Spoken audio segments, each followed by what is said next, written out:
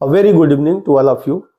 आज के इस महत्वपूर्ण वीडियो में हम लोगों ने सिंथेसिस के सिंपल सेंटेंस के जितने सारे रूल पढ़े थे, आज उन सभी रूल को न सिर्फ हमने एक जगह लिख डाला है, बल्कि इसको हम लोग पहले एक्सप्लेन करेंगे, फिर इसके सारे एग्जाम्पल्स को करेंगे। इसलिए थोड़ा सा ये वीडियो हो सकता है लंबा जरूर हो, लेकिन इसमें सारे रूल को, जितने 8 नियम बनाए गए हैं सिंपल सेंटेंस को, जैसे दो साधारण वाक्य आपको दिए जाते हैं, सिंपल सेंटेंस दिए जाते हैं, और दोनों को मिला के एक सिंपल सेंटेंस बनाने के लिए जो ये निम्नलिखित 8 रूल बताए गए हैं, participle, infinitive, gerund, nominative, absolute, noun in opposition, adverb, adjective और कंजक्शन एंड, ये 8 के 8 रूल किस रूप में प्रयोग किए जाएंगे, पीछे वाले वीडियो में आप लोगों ने जो कुछ भी देखा था, आज उसी का फाइनल सॉल्यूशन लेके हम यहाँ पे आए हैं।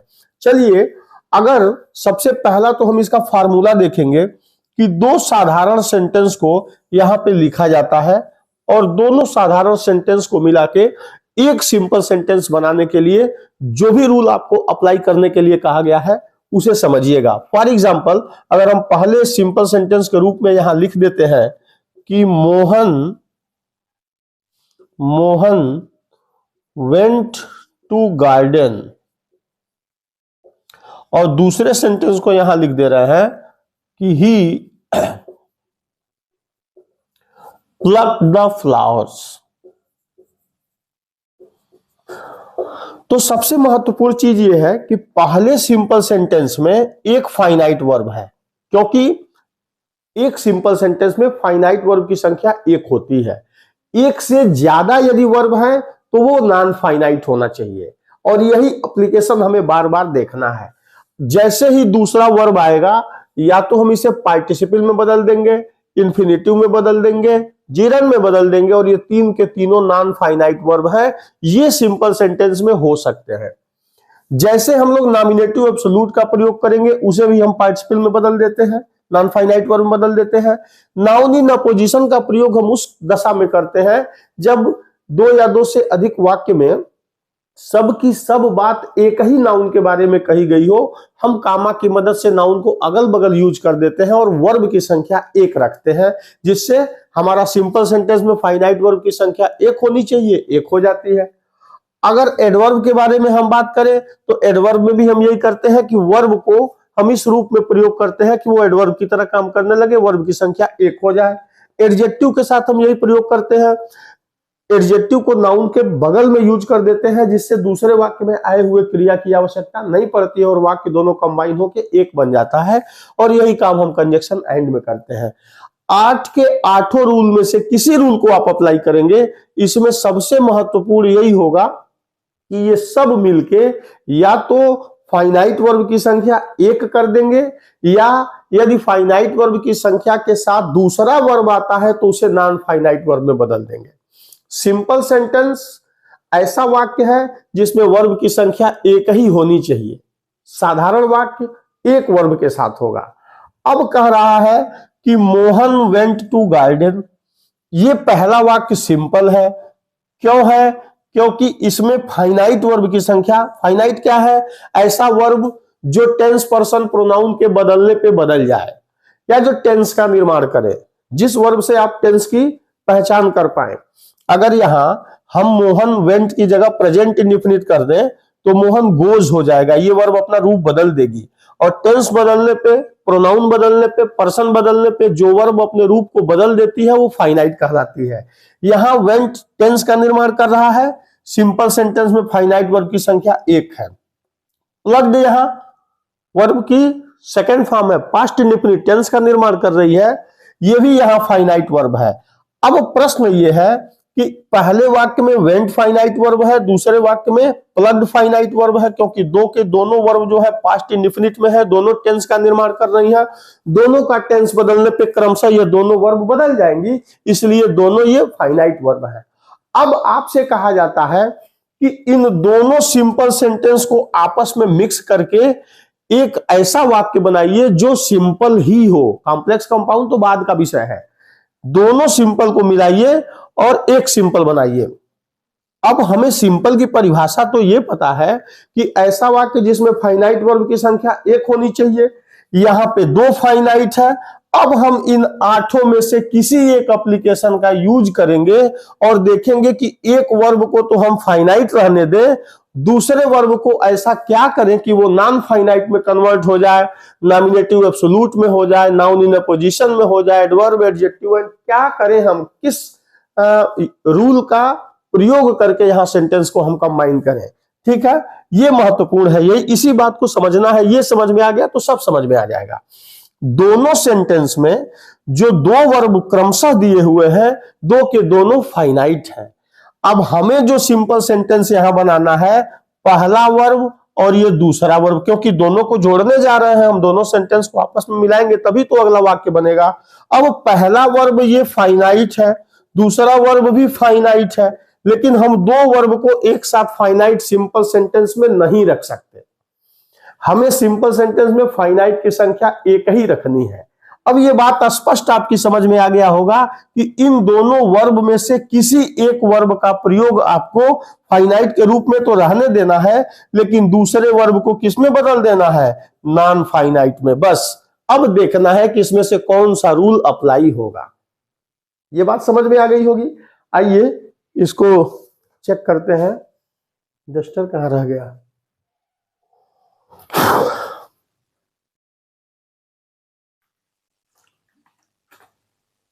एक सेकंड।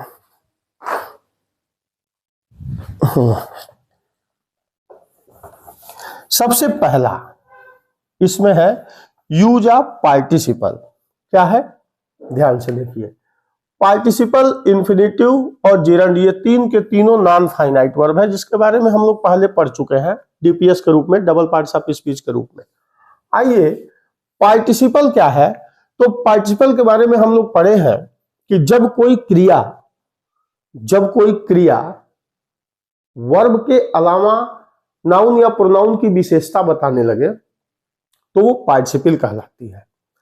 अब हमें इस पार्टिसिपल का प्रयोग present participle, past participle, perfect participle हम लोग पढ़ चुके हैं पिछले वीडियो में भी, लेकिन यहां पे हम प्रयोग करेंगे कि जब दोनों सेंटेंस जो क्रमशः आपके सिंपल सेंटेंस यहां दिए जा रहे हैं, पहले और दूसरे sentence, when both sentence have same subject, participle का प्रयोग करने का पहला कंडीशन यह है कि दोनों दिए हुए वाक्यों का सब्जेक्ट एक ही होना चाहिए, सब्जेक्ट सेम होना चाहिए, बट डिफरेंट फाइनाइट वर्ब। लेकिन दोनों सेंटेंस में आए हुए वर्ब की संख्या, हम फिर उसी एग्जांपल को लिख दे रहे हैं, राम वेंट टू गार्डन, और दूसरा क्या था, ही प्लग्ड द फ्लावर्स। आइएगा दोनों सेंटेंस का सब्जेक्ट देखेंगे। When both sentence have same subject, पहले वाक्य का कर्ता क्या है, राम, दूसरे का है ही मतलब राम ही प्रोनाउन है, दोनों वाक्य का सब्जेक्ट हो गया सेम। कह रहा है कि डिफरेंट फाइनाइट वर्ब, तो पहला वेंट है और दूसरा प्लग्ड है, दोनों वर्ब क्रमशः एक दूसरे से अलग है। पहले वाक्य का कर्ता दूसरे वाक्य का कर्ता सेम हो गया, फाइनाइट वर्ब अलग अलग हो गई, तो हमें बाकी किसी के बारे में सोचने के पहले पार्टिसिपल पे जाना है। अब रूल में यह बताया गया है कि जो कार्य पहले हुआ है, दोनों वर्ब को देखेंगे, वर्ब से, क्रिया से यह पता चल जाएगा कि दोनों में काम कौन सा पहले हुआ है। जो कार्य पहले होगा उसे हम वर्ब की फर्स्ट फॉर्म में आईएनजी लगा के प्रेजेंट पार्टिसिपल बना देंगे। ऐसा करेंगे कि देखेंगे कि पहले बागीचे में गया है कि पहले फूल तोड़ा है, पता चला कि जाना, तो वर्ब की फर्स्ट फॉर्म गोइंग, इसी में आईएनजी लगेगा, वेंट का फर्स्ट फॉर्म गो हो जाएगा, गो में आईएनजी लग गया, प्रेजेंट पार्टिसिपल बन गया। गोइंग टू गार्डन, अब सब्जेक्ट आ जाएगा यहां, राम प्लग द फ्लावर्स। आइएगा इसको समझिएगा। अब कह रहा है पहला वर्ब यहां फाइनाइट था, यह भी यहां फाइनाइट था, लेकिन जैसे आपने देखा कि दोनों वाक्य का सब्जेक्ट सेम है, फाइनाइट वर्ब अलग अलग है, तो पहले जो कार्य हुआ था इसके फर्स्ट फॉर्म में आईएनजी लगा के इस पहले फाइनाइट वर्ब को आपने किस में बदल दिया, नॉन फाइनाइट वर्ब के पार्टिसिपल में बदल दिया। मतलब कि जो बना हुआ ये वाक्य है, इसमें फाइनाइट वर्ब की टेंस निर्माण करने वाली वर्ब केवल और केवल एक है, और दूसरी जो वर्ब है इसे आपने यूज ऑफ पार्टिसिपल के द्वारा चेंज कर दिया, बना हुआ सेंटेंस आपके सामने जो है वो सिंपल सेंटेंस है। कोई दिक्कत नहीं होनी चाहिए। इसका एग्जाम्पल और देखिए, क्योंकि exercise makes a man perfect, जितना ज्यादा अभ्यास आप करेंगे उतना ज्यादा आपको इसमें महारत हासिल होगी। कर्ण जब उनको द्रोणाचार्य जी ने सिखाने से मना कर दिया तो कहते हैं, दिनकर जी ने लिखा है कि अलग नगर के कोलाहल से, अलग पुरी पुरजन से, कठिन साधना में उद्योगी, लगा हुआ तनमन से, निज समाधि में निरत, सदा निज कर्मठता में चूर, वन्य कुसुम सा खिला कर्ण, जग की आंखों से दूर। तो पहला एग्जांपल देखिए, अगर हम कहें कि आई सा अ बाल, दूसरा एग्जांपल कि आई पिक्ड इट अप, कह मैंने बाल देखा, मैंने उठा लिया। दोनों सेंटेंस को सिंपल बनाइए। सिंपल बनाने के पहले एक बात और समझ जाइए कि पहले वाक्य का वर्ब सा है, दूसरे वाक्य का वर्ब पिक्ड है। दो की दोनों सिंपल सेंटेंस है क्योंकि दोनों में एक एक फाइनाइट वर्ब है। अब हमें जो सिंपल सेंटेंस बनाना है उसमें यही प्रॉब्लम है कि फाइनाइट की संख्या एक रखनी है और जो दूसरा वर्ब है उसे नॉन फाइनाइट में बदलना है। तो बाकी की तरफ हम बाद में जाएंगे। पार्टिसिपल कह रहा है कि अगर दोनों वाक्यों का सब्जेक्ट सेम है, both sentence have same subject but different word, finite word, सा और पिक्ड। देख लिया कि पहले का सा है, दूसरे का पिक्ड है। अब हम देखेंगे कि दोनों में कौन सा कार्य पहले हुआ है। आप बताइए कौन सा कार्य पहले हुआ है? पहले बाल देखा है कि पहले ही उठा लिया है? देखा है। तो वर्ब की फर्स्ट फॉर्म में मींस प्रेजेंट पार्टिसिपल के लिए seeing a ball, I picked it up, हो गया आपका काम। दो वर्ब थे, पहले को आपने किसमें बदल दिया? पार्टिसिपल में। अब जो ये वाक्य बना इसमें फाइनाइट वर्ब की संख्या कितनी रही? एक। सिंपल सेंटेंस आपका तैयार हो गया। पार्टिसिपल के प्रयोग के लिए महत्वपूर्ण यह है, आपको चेक कर लेना है कि दोनों वाक्य का सब्जेक्ट सेम है। अब देखेंगे कि दोनों में से कौन सा कार्य पहले हुआ है। इसके पार्टिसिपल में आपको बताया गया था कि प्रेजेंट पार्टिसिपल, पास्ट पार्टिसिपल और परफेक्ट पार्टिसिपल, इसके तीन है। अभी हम लोगों ने जो दोनों रूल अप्लाई किया है वो दो के दोनों थे प्रेजेंट पार्टिसिपल में। अगला है सी केम टू मी। एग्जांपल देख लें, सी केम टू मी, वो मेरे पास आई। सी गेव मी अ लेटर, या रोज या बुक या पेन, कुछ भी। सी केम टू मी। अब देखिएगा, पहला वाक्य और ये दूसरा वाक्य, पहले वाक्य का फाइनाइट वर्ब है केम, दूसरे का है गेव। दोनों का सब्जेक्ट सेम है, फाइनाइट वर्ब अलग अलग है। पहले कौन सा कार्य हुआ है? आने का। तो कमिंग टू मी, पास आकर। प्रेजेंट पार्टिसिपल में बताया था कि वर्ब में आईएनजी लगेगा तो हुए या करके का अर्थ आएगा। पास आकर सी गेव मी अ लेटर, हो गया आपका काम। पहला वर्ब किसमें चेंज हो गया? नॉन फाइनाइट के पार्टिसिपल में, और दूसरे वर्ब को आपने फाइनाइट का फाइनाइट रहने दिया। सिंपल सेंटेंस बनकर तैयार हो गया। पार्टिसिपल के प्रयोग के लिए यह सबसे आवश्यक है कि आप ये देख लेंगे कि दोनों दिए हुए वाक्यों का सब्जेक्ट एक होना चाहिए, फाइनाइट वर्ब अलग अलग होना चाहिए। जो कार्य पहले होगा उसके फर्स्ट फॉर्म में आईएनजी लगा के इस काम को आप अंजाम देंगे। परफेक्ट पार्टिसिपल इसमें है और पास्ट पार्टिसिपल है। पास्ट पार्टिसिपल का एक एग्जांपल मैं फिर यूज ऑफ एडजेक्टिव के टाइम में दूंगा, क्योंकि वो वर्ब की थर्ड फॉर्म होती है। नाउन या प्रोनाउन की विशेषता बताई है, विशेषण बताने वाले शब्द के पास उसे रख देते हैं। परफेक्ट पार्टिसिपल के बारे में कहते हैं present participle, past participle, perfect participle. Present participle verb की फर्स्ट फॉर्म में आईएनजी लगाने से बनती है, पास्ट पार्टिसिपल वर्ब की थर्ड फॉर्म है, और perfect participle having plus verb की थर्ड फॉर्म है। इसका कंडीशन यह है कि जब एक कार्य पूरी तरीके से समाप्त होकर दूसरा नया कार्य प्रारंभ हो, जो कार्य पहले से जुड़ा ना हो।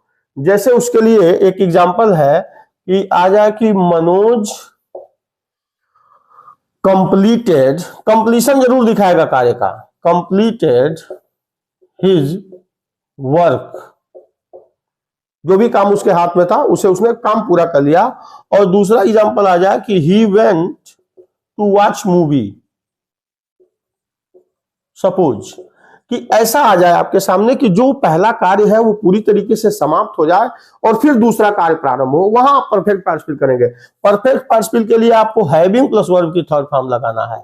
तो हैविंग कंप्लीटेड, कौन सा कार्य पहला हुआ है उसी को हम परफेक्ट पार्टिसिपल में बदलेंगे जैसे प्रेजेंट में बदलते थे। तो हैविंग कंप्लीटेड हिज वर्क, अब ध्यान दीजिएगा, इस वर्ब को जो फाइनाइट था इसे आपने परफेक्ट पार्टिसिपल में बदल दिया, नॉन फाइनाइट में इसे आपने बदल दिया। अब आप फ्री हो गए। Manoj went to watch movie. अब अगर आप कह रहे हैं कि वॉच यहां पे भी एक वर्ब आ गया तो ये भी नॉन फाइनाइट है क्योंकि ये है इंफिनिटिव। अब देखिए, having completed, non finite verb, perfect participle, एक वर्ब यहां है वेंट, वर्ब की सेकंड फॉर्म जो टेंस का निर्माण करती है, फाइनाइट वर्ब है, और two words non finite verb है इंफिनिटिव। अब इस पूरे बने हुए वाक्य में आप गणना कर लीजिए, गिनती कर लीजिए, फाइनाइट वर्ब की संख्या केवल और केवल एक है, और जो दो और वर्ब आ रहे थे दोनों में क्रमशः, ये दोनों को आपने नॉन फाइनाइट के रूप में यूज किया है, इसलिए बना हुआ सेंटेंस सिंपल होगा। अब कह रहा है कि जैसे आपके सामने दो सेंटेंस आए और दोनों को मिला के एक सिंपल प्रयोग करने के लिए कहे, आपको बस एकमात्र एप्लीकेशन को दिमाग में रखना है कि अगर सब्जेक्ट सेम, फाइनाइट वर्ब अलग, पार्टिसिपल, लेकिन इंफिनिटिव का प्रयोग क्या कंडीशन दे रहा है? कह रहा है व्हेन वन वर्ब शोज, जब पहली क्रिया दिखाए एम या रिजल्ट ऑफ सेकेंड वर्ब या सेकेंड सेंटेंस। पहले वाक्य की क्रिया, पहले जो दो सिंपल सेंटेंस दिए जा रहे हैं उसमें यदि पहले वाक्य की क्रिया का उद्देश्य दूसरे वाक्य में दिखाई दे तो यूज ऑफ इंफिनिटिव। वर्ब की फर्स्ट फॉर्म के पहले टू लगा देंगे, हिंदी अर्थ निकालेंगे तो ना ने नी का अर्थ आएगा और ये नाउन के प्लेस पे प्रयोग हुआ होगा। एग्जाम्पल के रूप में आप इसे देखें कि ही wants to study, पहला सेंटेंस, और दूसरा है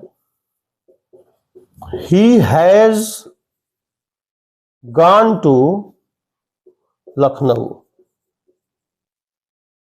हालांकि दोनों वाक्य का सब्जेक्ट सेम है, ओके, हम चाहे तो पार्टिसिपल के साथ भी जा सकते हैं बिना किसी विवाद के, सही भी होगा, लेकिन कह रहा है दोनों वाक्य को देखिए, he wants to study और he has gone to Lucknow. अब कह रहा है, हालांकि ऊपर नीचे क्रम हुआ है सेंटेंस का, लेकिन सिंथेसिस में बेहतर होता है कि अर्थ को पहले हम लोग हिंदी में मिला ले फिर यूज करेगा। अब देखिएगा, he has gone to Lucknow, वह लखनऊ गया, उसके लखनऊ जाने का उद्देश्य क्या था? टू स्टडी, काम में खत्म हो गया यहीं। अब ये wants ये खत्म हो गया, इसकी कोई जरूरत नहीं है। he has gone to Lucknow, उसके लखनऊ जाने का क्या उद्देश्य था? उसके लखनऊ जाने का जो भी उद्देश्य था, उद्देश्य दिखाने वाली क्रिया के फर्स्ट फॉर्म के पहले टू लगा देंगे, इंफिनिटिव का अर्थ आ जाएगा। तो he has gone to Lucknow to study, वह लखनऊ अध्ययन करने के लिए गया। ठीक है, जिस क्रिया में रिजल्ट की बात हो, एम की बात हो, उद्देश्य की बात हो, वो फल या उद्देश्य दिखाने वाली क्रिया को आप इसमें बदल देंगे। मोहन रन फास्ट, अगला एग्जांपल देख सकते हैं कि मोहन रैन फास्ट, पहला सेंटेंस। दूसरा, he wanted to get prize या फर्स्ट प्राइज, जो भी कहना है। मोहन तेज दौड़ा, दौड़ने का उद्देश्य क्या था? To get first prize. अब यहीं से जोड़ देंगे इसे, टू गेट फर्स्ट प्राइज, ये समझ में आ गया होगा। दोनों वाक्य का सब्जेक्ट सेम है, आप चाहे तो पार्टिसिपल के साथ भी जा सकते हैं, लेकिन पहले वाक्य की क्रिया का जैसे फल दूसरे वाक्य में दिखाई दे तो बेटर होगा कि हम इंफिनिटिव का प्रयोग करें। कोई कंफ्यूजन हो तो बताइएगा। अगर यहां एक एग्जांपल मुझे याद आ रहा है जो उस दिन के वीडियो में हम लोगों ने दिया था कि मनोज टूक द नाइफ, दूसरा था he wanted to kill himself, suppose करो उसमें मुर्गा मुर्गी था, उसको चेंज कर दीजिए। Manoj took the knife, Manoj चाकू क्यों उठाया, चाकू उठाने का उसका एम क्या था, उद्देश्य क्या था, चुपचाप यहीं से इसे जोड़ देंगे, टू किल हिमसेल्फ। ये पूरा वांटेड ये खत्म हो जाएगा वर्ब। ये टू को आपने बदल दिया किसमें, नॉन फाइनाइट इंफिनिटिव में, बना हुआ सेंटेंस आपका सिंपल। ठीक,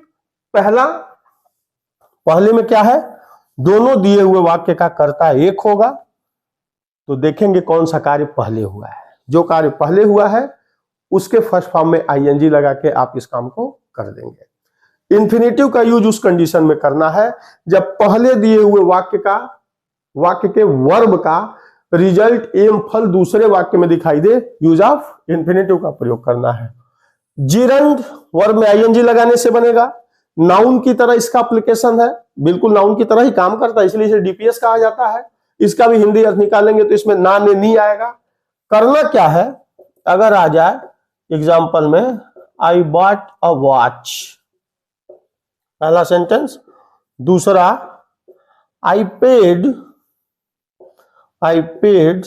रेस 5,000 फॉर इट। कह रहा है कि कुछ भी करिए आप, कोई भी रूल, स्टार्टिंग में से कोई भी रूल अप्लाई करिए, हाँ बस एक काम करना है, फाइनाइट की संख्या एक रखनी है, दूसरी जो वर्ब है उस वर्ब को या तो आप नाउन में बदल दीजिए या उस वर्ब में आप आईएनजी लगा के उसके बिफोर प्रीपोजिशन दे दीजिए। Gerund are use of noun before preposition, उसके पहले प्रीपोजिशन का आना मस्ट है। क्यों, एक एग्जांपल आप देख सकते हैं, preposition is a word which is used before a noun और प्रोनाउन। इसका कंडीशन यही है, या केस ऑफ नाउन का जब एप्लीकेशन पढ़ेंगे, subject to a verb, object to a verb, complement to a verb, object of a preposition, तो जैसे ही प्रीपोजिशन आएगा, प्रीपोजिशन के बाद का जो स्थान होगा वो नाउन का होगा, प्रोनाउन भी हो सकता है, तो नाउन प्रोनाउन दोनों भाई है। ऑब्जेक्ट ऑफ ए प्रीपोजिशन आप सोच के देखिए, इन, ऑन, टू, विथ, फॉर, जो भी आपको सिंपली प्रीपोजिशन लगता है, इसके बाद के इस स्थान पे नाउन ही आएगा। In the room, on the table, to Gorakhpur, with Neha, कुछ भी नाउन। अब वही एप्लीकेशन आपको यहां पे प्रयोग करना है कि जिरंड है, वर्ब में आईएनजी लगा सकते हैं, लेकिन उसके पहले आपको एक प्रीपोजिशन देना पड़ेगा, या सबसे बेहतर है कि आप सीधे सीधे नाउन के पहले प्रीपोजिशन लगा दें। कुछ भी करिए, वर्ब की संख्या, फाइनाइट वर्ब की संख्या एक रखना है। बॉट, पेड, दोनों को कंबाइन कर देना है। कैसे हो जाएगा, आई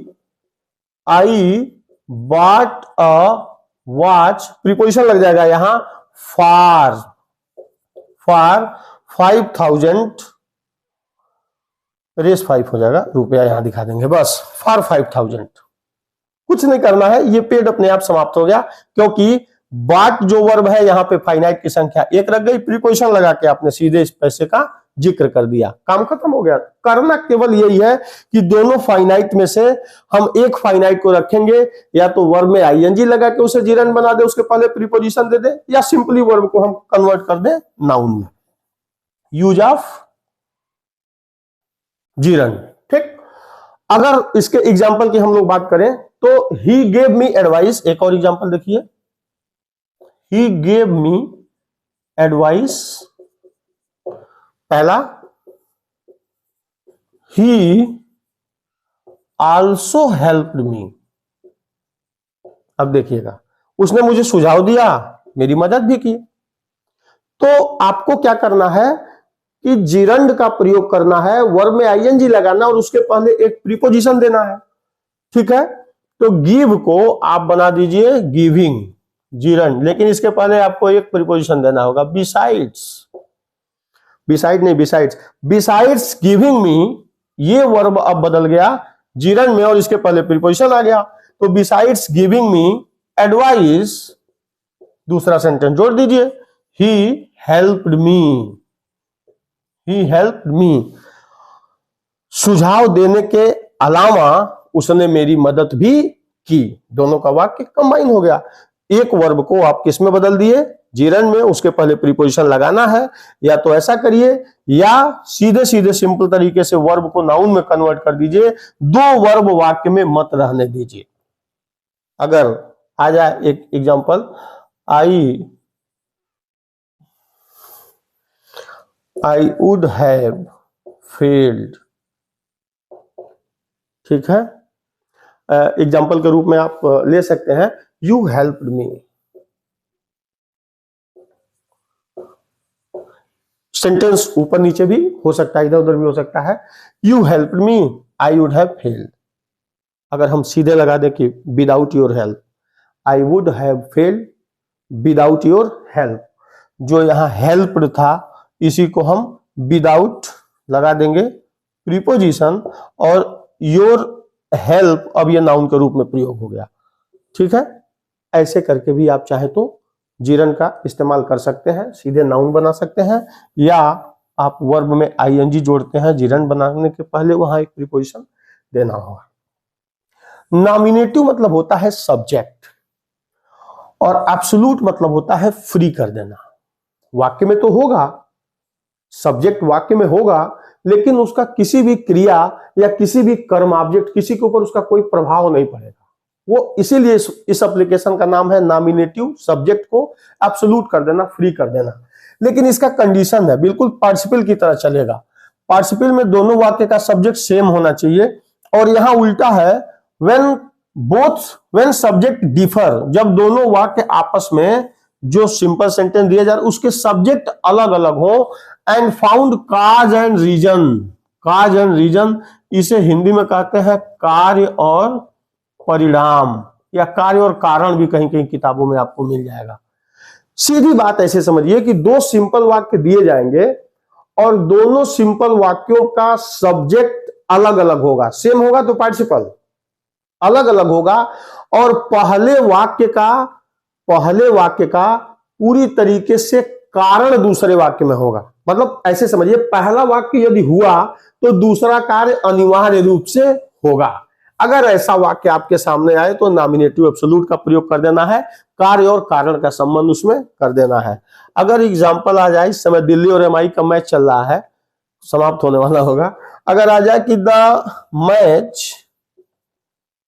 मैच वाज ओवर, पहला सेंटेंस हो गया। दूसरा आ जाए कि प्लेयर्स, या ऑल प्लेयर्स भी कर सकते हैं, प्लेयर्स लेफ्ट द फील्ड।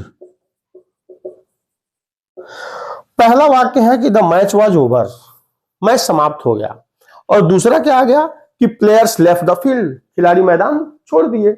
पहला कार्य देखिए, दोनों वाक्य का सब्जेक्ट अलग अलग है, पहले में मैच है, दूसरे में प्लेयर है, और दोनों का जैसे सब्जेक्ट अलग हुआ तो आप देखेंगे कि दोनों में कार्य कारण का संबंध है। मैच अगर समाप्त हो गया तो प्लेयर्स फील्ड में क्या करेंगे, उनको जाना ही है। पहला कार्य समाप्त हो गया, इसका मतलब दूसरा होना ही होना है, कार्य कारण का संबंध आ गया। अब इस वाज को, चूंकि बी जो क्रिया है इसके 5 बेटे हैं, इज, एम, आर, ये प्रेजेंट का निर्माण करते हैं, वाज और वर। अगर इनमें से कोई भी एक्टिव वॉइस की तरह प्रयोग हो रहा है तो इस बी में हम बीइंग लगा देते हैं। लेकिन बेटा अगर इज, एम, आर, वाज और वर के बाद यहां वर्ब की थर्ड फॉर्म आती है, अगर पैसिव वॉइस में होता है तो हम बीइंग के बजाय हैविंग बीन का प्रयोग करेंगे नॉमिनेटिव एब्सोल्यूट करने के लिए। और बाकी जगह अगर वर्ब की सेकंड फॉर्म आ रही है, एक्टिव वॉइस की तरह यूज हो रही है, तो वहां हम हैविंग का प्रयोग करेंगे। तो बीइंग, हैविंग और हैविंग बीन नॉमिनेटिव एब्सोल्यूट के लिए पहले वाक्य के सब्जेक्ट के तुरंत बाद पार्टिसिपल के ही तरह प्रयोग किया जाएगा। इस वाक्य को कैसे बनाएंगे, बन जाएगा द मैच, चूंकि ये एक्टिव वॉइस की तरह यूज हुआ है इसलिए द मैच बीइंग ओवर, कामा, दूसरा सेंटेंस आ जाएगा प्लेयर्स लेफ्ट द फील्ड, लिख दे रहे हैं प्लेयर्स लेफ्ट द फील्ड। आइए समझिए इसको। अब मैच ये सब्जेक्ट हो गया, यही वो नॉमिनेटिव है जिसे आपने एब्सोल्यूट कर दिया, किसकी वजह से, पार्टिसिपल का प्रयोग करके, और दूसरे सेंटेंस में जो फाइनाइट वर्ब बच रही है उसकी संख्या 1 हो जा रही है। अब अगर ऐसा वाक्य आपके सामने आए जिस दोनों दिए हुए वाक्यों का सब्जेक्ट अलग अलग हो और दोनों में कार्य कारण का संबंध हो। For example, the rain stopped, बारिश बंद हो गई। पहला वाक्य आपके सामने आ गया कि बारिश बंद हो गई। बारिश बंद हो गई तो दूसरा काम अपने आप होगा, चिल्ड्रेन, पहला सेंटेंस ये है। दूसरा, children went out to play, या घर से बाहर निकल के आके वो खेलने लगे। पहला कार्य जैसे हुआ, दूसरा अपने आप होना है। अब यहां कुछ नहीं करना है। अभी मैंने बताया कि जब बी क्रिया होगी, is am are was were, being लगेगा। Is am are was were के बाद यदि वर्ब में थर्ड फॉर्म है तो हैविंग बीन लगेगा, और यदि वर्ब की सेकंड फॉर्म आती है तो यहीं सीधे हम हैविंग जोड़ देंगे। मतलब द रेन हैविंग स्टॉप्ड, कामा लगा के दूसरा पूरा सेंटेंस यहां जुड़ के आ जाएगा, childrens went out to play. और यहाँ पे जो वर्ब आ रही है वेंट, ये फाइनाइट हो जा रही है।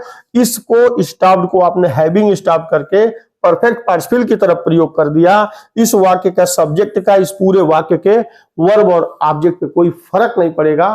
वर्ब की संख्या एक हो गई, आपका काम हो गया। एग्जाम्पल एक और देख लें इसका, पैसिव वॉइस की तरह अगर कोई वाक्य प्रयोग हो जाए, जैसे मान लीजिए आ गया कि द बैंक वाज क्लोज्ड, ऐसे आ सकता है, पूछता है द बैंक वाज क्लोज्ड। अब देखिएगा, बैंक बंद कर दिया गया था, पैसिव वॉइस की तरह आया है। आई, दूसरा sentence, I could not withdraw money. दोनों वाक्य का सब्जेक्ट अलग अलग, कार्य कारण का संबंध है। बैंक बंद हो गया तो पैसा कैसे निकलेगा, नहीं निकलेगा। लेकिन यहां बेटा is am are was verb के बाद वर्ब की third form, is am are was verb के बाद यदि वर्ब की थर्ड फॉर्म आए पैसिव वॉइस, तो यहां नॉमिनेटिव एब्सोल्यूट करने के लिए हैविंग प्लस वर्ब की थर्ड फॉर्म के बीच में आपको बीन लगाना पड़ेगा, हैविंग बीन। चलिए कर दीजिए, क्या बन जाएगा, the bank having been closed, passive voice है ना, तो बना हुआ रूप भी पैसिव वॉइस में आ जाएगा। आई कुड नॉट, पूरा सेंटेंस आगे आ जाएगा। अब इस वर्ब को आपने फिर से क्या कर दिया, नॉन फाइनाइट वर्ब के रूप में पार्टिसिपल का प्रयोग कर दिया, और आगे आने वाले सिंपल सेंटेंस में फाइनाइट वर्ब की संख्या एक हो गई, आपका काम समाप्त हो गया। इसी तरह जैसे जैसे इस एप्लीकेशन को आप आगे बढ़ते जाएंगे, वीडियो लंबा हो रहा है निश्चित रूप से, लेकिन आपको एक इतने छोटे क्रम में इतने सारे को समेटना आसान नहीं है। पार्टिसिपल का प्रयोग, दोनों वाक्य के सेंटेंस, दोनों वाक्य के सब्जेक्ट सेम होने चाहिए, और नॉमिनेटिव एब्सोल्यूट के लिए दोनों वाक्य का सब्जेक्ट अलग अलग होना चाहिए। ये दो कंफर्म हो गया। इंफिनिटिव कह रहा है उद्देश्य या फल दिखाएगी, और जिरन वर्ब में आईएनजी लगाइए, लेकिन उसके पहले अगर प्रीपोजिशन का यूज कर पा रहे हैं या वर्ब को आप नाउन में कन्वर्ट कर दे रहे हैं तो चार एप्लीकेशन आपके पास तैयार है। अब कह रहा है पांचवा, नाउन इन अपोजिशन। अपोजिशन का मतलब होता है साइड बाय साइड। नाउन का प्रयोग यदि एक ही वाक्य में कई सारे नाउन का प्रयोग कर दिए गए हैं तो आप कुछ मत करिए, सभी नाउन को उठा के एक पास रख दीजिए। जैसे अगर आ जाए कि doctor Radha Krishnan was a great philosopher, ठीक है, ग्रेट फिलोसफर, और वो इंडिया के एक ग्रेट, ये भी कह सकते थे कि नहीं, इंडिया के प्रेसिडेंट भी तो थे, हाँ ठीक है, doctor Radha Krishnan was a great philosopher. आप ये भी कह सकते हैं कि he was the vice president, बाद में प्रेसिडेंट भी बने थे, he was the president of India. Philosopher भी थे और प्रेसिडेंट भी थे। लेकिन ध्यान से देखिएगा, डॉक्टर राधा कृष्णन साहब जो है ये नाउन के रूप में प्रयोग है, और जो एक ग्रेट फिलोसफर है उनका भी संबंध किसी और से नहीं है, डॉक्टर राधा कृष्णन जी से ही है, और जो प्रेसिडेंट ऑफ इंडिया है वो भी कोई और नहीं है, राधा कृष्णन जी के ही बारे में बात हो रही है। मतलब डॉक्टर राधा कृष्णन तो नाउन है, प्रेसिडेंट ऑफ इंडिया भी नाउन है, और अगला कह रहा है कि वह ग्रेट फिलोसफर, मीन्स ये सारी की सारी बातें जो है जिस एक व्यक्ति से जुड़ी हुई है वह एक ही नाउन है, एक ही नाम है, कुछ नहीं करना है, इसी अपोजिशन का प्रयोग करके, नाउन का प्रयोग करके आप इस वाक्य को बना देंगे कि डॉक्टर राधा कृष्णन, यहां एक कामा लगेगा क्योंकि अपोजिशन जो है with the help of comma we will separate 2 और 3 नाउन्स। डॉक्टर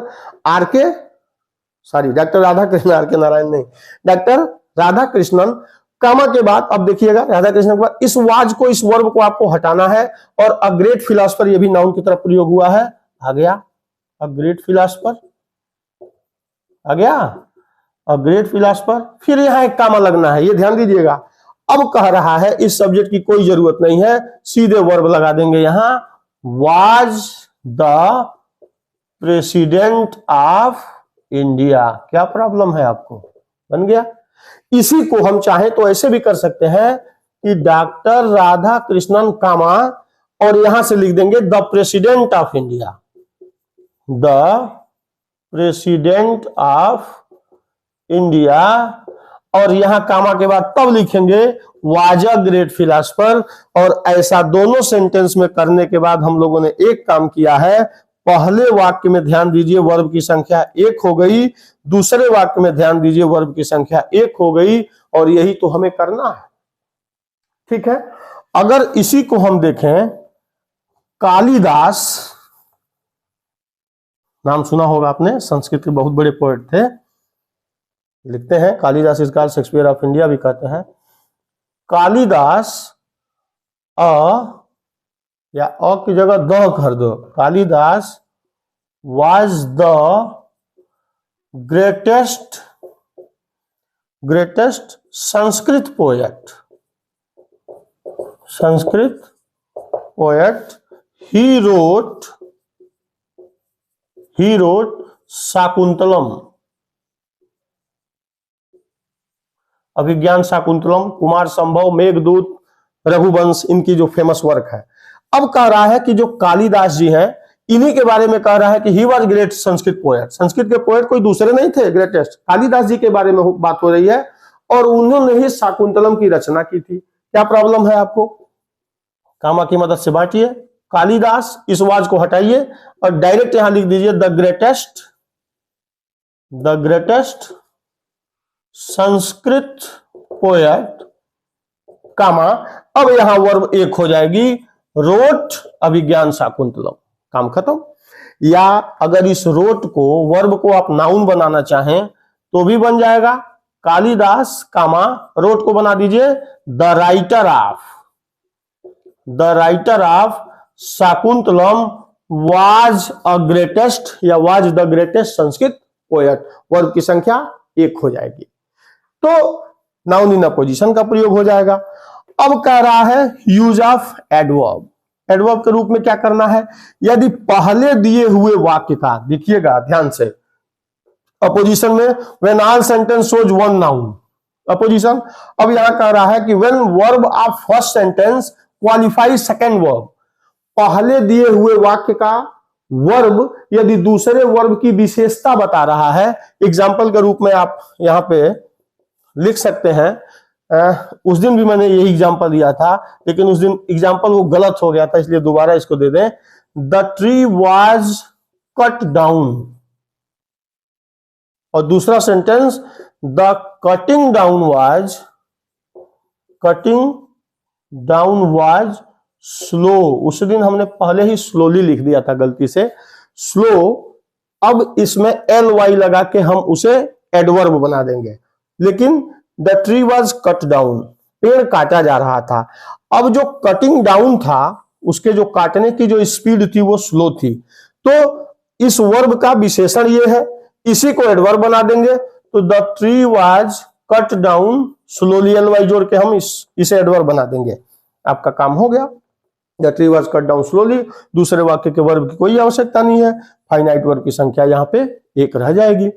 अगर हम इस एप्लीकेशन को एक बार और भी देख सकते हैं कि एक एग्जांपल लिख सकते हैं आपकी, great people serve their countries, their service is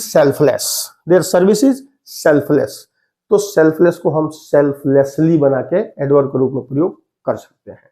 बिल्कुल इसी तरह है यूज ऑफ एडजेक्टिव, जब किसी नाउन या प्रोनाउन की विशेषता किसी दूसरे वाक्य में हो, जैसे जैसे Tagore was a Bengali poet, Bengali poet. ठीक है, पहला पोएट नहीं करेंगे, हाँ, Tagore was Bengali, he was a great poet, ऐसे कर दीजिए। ठीक है, अब ये बंगाली जो है वो यूज ऑफ एडजेक्टिव के रूप में प्रयोग हो जाएगा। Tagore was a Bengali, Tagore was a Bengali, he was a great poet. तो आपको कुछ नहीं करना है, इस एडजेक्टिव को विशेषण बताने वाले वर्ब को इस नाउन के पास लिख देंगे। तो Tagore was a great Bengali poet, Tagore was a great Bengali poet, आपका काम हो जाएगा। बस यही करना है कि नाउन या प्रोनाउन की विशेषता बताने वाले शब्द को उसके पास लिख देना है, तो यूज ऑफ एडजेक्टिव हो जाएगा। अगर एग्जांपल आ जाए कि आई बॉट अ कार, और अगला आ जाए कि it was costly, I bought a car, it was costly. Costly जो है वो एडजेक्टिव के रूप में प्रयोग हुआ है, तो नाउन की विशेषता बता रहा है कार की, आई बॉट अ कॉस्टली कार। या अगर आ जाए कि आई saw a lady, she was very old, क्या हो जाएगा, I saw a very old lady।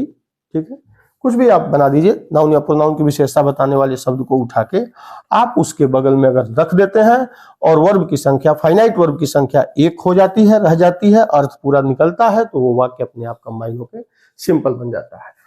अंतिम है एंड। इसको केवल इसलिए रख दिया गया है क्योंकि वर्ब की संख्या तो एक ही रखनी है, ये तो आप जान ही चुके हैं, वर्ब की संख्या एक ही रखनी है। हाँ, कभी कभी एंड का प्रयोग करके हम दो सब्जेक्ट को या दो ऑब्जेक्ट को आपस में जोड़ सकते हैं। जैसे अगर हम कहें कि आई टेक मिल्क, इसी में आप चाहे तो लिख दें आई टेक स्वीट, मिठाई भी खाता हूं, और आई टेक बिस्किट्स आल्सो। तो अब देखिएगा, आई टेक तो सब में कॉमन है, हाँ, जो जुड़ रहा है वह हो जाएगा मिल्क, स्वीट एंड बिस्किट्स। ठीक है, why are you so sad, why are you so nervous, why are you so careless, सब कुछ है, लेकिन ऑब्जेक्ट को जोड़ सकते हैं कि why are you sad and nervous and careless. ऐसा करके वर्ब की संख्या आप एक रख सकते हैं। ये जितने भी एप्लीकेशन है यहाँ पे, आप चाहे तो एक स्क्रीनशॉट ले सकते हैं इसका। पार्टिसिपल, इंफिनिटिव, जिरंड, इन सारे का एक रूल अपने हिसाब से बना लीजिए। जब दोनों वाक्य का सब्जेक्ट सेम हो, फाइनाइट वर्ब अलग हो, पार्टिसिपल। जब पहले वाक्य के वर्ब का रिजल्ट, उद्देश्य सेम दूसरे वाक्य में दिखाई दे, इंफिनिटिव। जिरंड वर्ब में आईएनजी लगाएंगे, उसके पहले प्रीपोजिशन लगा के आप वाक्य को एक फाइनाइट वर्ब में कन्वर्ट करने का प्रयास करिए। सब्जेक्ट को एब्सोल्यूटिव स्थिति में करेंगे जब दोनों दिए हुए वाक्य का सब्जेक्ट अलग अलग हो और दोनों में कार्य कारण का संबंध हो। यूज ऑफ अपोजिशन का प्रयोग करेंगे जब दोनों, तीनों, चारों, पांचों जितने वाक्य दिए हो, सब में जिस नाउन की बात हो वो एक ही नाउन की बात हो, तो कामा की मदद से हम उस सभी नाउन को एक पास रख के वर्ब की संख्या एक कर देंगे। जब पहले वर्ब की विशेषता दूसरे वर्ब में दिखाई दे, एडवर्ब का प्रयोग करेंगे। जब पहले वाक्य के नाउन या प्रोनाउन की विशेषता दूसरे वाक्य में विशेषण के रूप में प्रयोग होता है, एडजेक्टिव का प्रयोग करेंगे। और जब दिए हुए दोनों सिंपल सेंटेंस में, अगर कोई मान लीजिए सेंटेंस आ जाए आपके सामने कि Mohan saw the red fort, और दूसरा सेंटेंस आ जाए कि he saw the Taj also, तो the Taj and Red Fort, Mohan saw the Taj and Red Fort, object को या सब्जेक्ट को एंड से जोड़ के आप सिंपल बना सकते हैं। आज के वीडियो में बस इतना ही, अगले वीडियो में मिलते हैं। बहुत बहुत धन्यवाद।